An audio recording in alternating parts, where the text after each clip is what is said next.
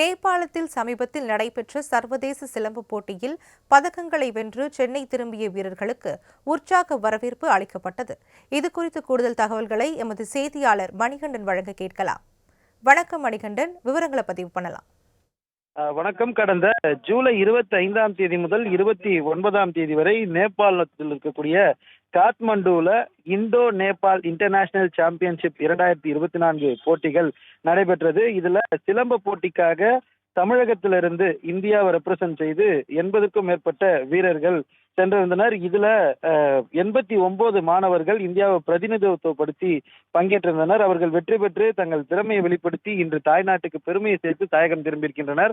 மொத்தமாக 83 தங்கப் பதக்கங்கள், 35 வெள்ளிப் பதக்கங்கள், 13 வெண்கலப் பதக்கங்களை வென்று தமிழகத்திற்கு திரும்பியிருக்கக்கூடிய வீரர் வீராங்கனைகளுக்கு உற்சாக வரவேற்பு அளிக்கப்பட்டது.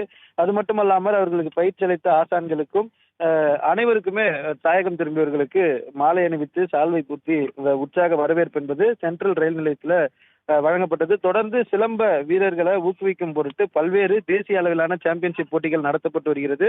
அதில் தொடர்ந்து தமிழக வீரர்கள் இந்தியாவை பிரதிநிதித்துவப்படுத்தி பங்கேற்று பதக்கங்களை வென்று வருவது குறிப்பிடத்தக்கது.